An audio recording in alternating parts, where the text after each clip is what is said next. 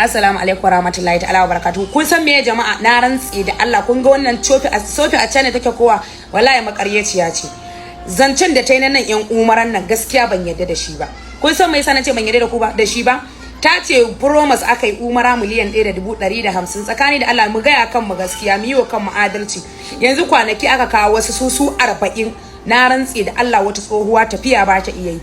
Aka ajiye ta ba ta da ɗakin kwana, haka ta ringa garari tsohuwan nan na rantse da Allah da kyar aka ta kinta ga wannan ta fita ringa Allah annabi kudin abinci ma ya gagare ta. Hotel din da aka kama muku idan irga ya kare kudin ba za su kara maka dai a fiddo ka. Wallahi wai ta ce wai miliyan 1.5 wallahi da ka hau irin wannan ba hasada nake mata ba. Wanda ki fito ki faɗi gaskiya da wannan hotel din da take haskawa akaram inan da ina ne duka hotel din a kusa da harami suke. Wallahi hotel din nan abin da ake kama shi duk kwana ɗaya riyal 50 riyal 100 riyal 100 nan nawa ce 35,000 na Najeriya duk kwana ɗaya.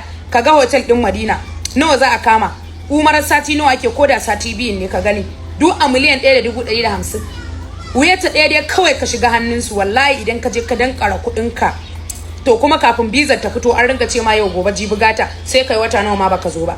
To ta ga mutum a hanya zai je harami ta ce wai an kawo ka a kamfanin Sofi a Tana miliyan 1.150. Karki ce ina miki hasada, gaskiya zan faɗa saboda wallahi shekaran jiya wannan tsohuwan na ganta an kata an jefar da ita ne ta fama da tsohuwan nan sai da na hada su na kama musu daki. Sai ku tattago mutum a rahar banza ku kawo mutum ku jefar da shi ya rasa yanda zai yi. Yanzu Saudiyya ba irin da bace, komai tsarin ta ya riga ya canja. An hado kama da mutum da yaya bare ba a hado ka ba. Wallahi wasu tsofaffin idan aka hado su wata ibada wani wajen ma ba su iya zuwa. Allah a zo kuma wannan motar da take dauko muku hotonta wannan wanda ta shiga din ai daga baya ta dauko ba gaban waɗanda suke cikin motar ta dauko ba. Dana zaune a kujera ta iyo hoton in a gaban ne ba za su yadda baya akwai wanda ma ba Hausawa a cikin motar ba. Promo wai miliyan 1.150 ka zo ka sha wuya a banza a wuta. Ku ringa gaya mutum gaskiya kawai ya zo ya biya kuɗin shi a kama mai hotel din shi. Na rantse da Allah akwai wasu wanda aka ɗoro su 40 mutanen nan hotel din su da ya kare wallahi duka fitar da su akai. Suka rasa kuma inda za su shiga. Sai ku kawo mutane tsofaffin Allah ta'ala su ringa shan wahala ba ku ringa gaya musu gaskiya ba. Ba kwanda mutum kawai dai ke dai kina tallar kamfanin ki dai kawai kamfani ya daukaka idan mutum ya je ya kai kuɗin shi zanci ya kare. Ai ta ma yau gobe yau jiyo ba hasada nake miki ba, saura ki ki ce ina miki hasada. Ba na miki hasada. China ban san me ake sayarwa a China ba, ban san ya ka duk kayan da ke saida wannan ban san su ba, amma Saudiyyan nan hotel din da kika nuno ko shekaran je wallahi na shiga hotel din. Kwana ɗaya a hotel din da gariyar 100 wallahi sayar 150. Haka za a hado ku a kawo ku sai su zo su ce wa mutum ai gashi umara kaza sai ka shiga hannun su ka danka kuɗin. Wallahi tallahi yawanci haka suke su kawo mutanen a zubar da su.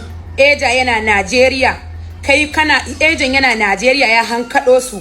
Idan ya hankado su idan kudin ya kare billahi lazi fito da hotel minti 10 ba a kara ma za a fito da ku a ce maza ku zo ku tafi, ku zo ku yi ta garari a yi ta garari da abin da za a yi mutum a ranga faɗar gaskiya.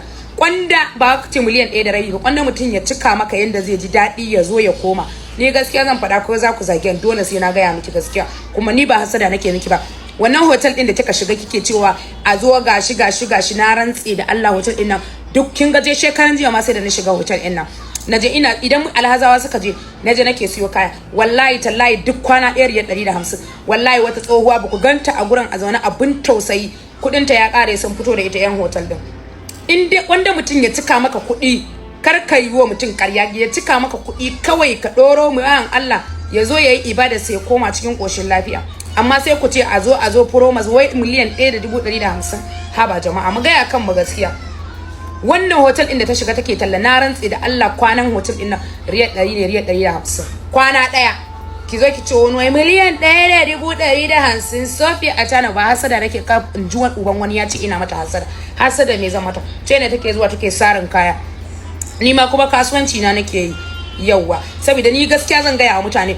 Wallahi shekaran jiya ma da muka je Madina na rantsi da Allah wata tsohuwa Allah annabi take mana ta biyo an jefar da ita hotel din ma duka daga kwananta 3 a Madina aka ce ta fita daga cikin hotel din. Ai mu ringa yi wa kan adalci yanda ba za mu bari a wulakanta iyayen mu ba, kar a wulakanta iyayen wani. Ina agent tace eja yana Najeriya an kira shi ma ya ki daga waya an hankado ta bata san inda za ta ba. shiga ma cikin masallacin wallahi bata san gurin da ta je ta yi ba. Dai wannan su bi ta kuɗi ba a sani ba, su zo kuɗin nan ba su san kuɗi nawa ne ba, haka za su fito da mutum fa kuɗi fa, su ce mutum ya ware ya ba su abin da zai ba su. Ai gaskiya ce dole in faɗa, ba hasada nake miki ba, kuma duk wanda ya zo ya ce ina mata hasada wallahi mun da ku da shi a cikin TikTok ɗin nan.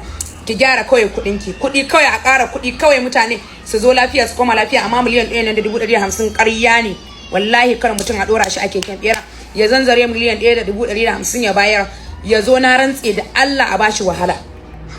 Wanda ka cika ka biya, wanda za ka zo a lafiya ka koma a lafiya. Ni gaskiya ce zan faɗa, kuma dole in faɗa, dole in gaya muku gaskiya. Ni duk wanda ya gagara sai na gaya mai gaskiya. Duk abin da mutum zai mun sai dai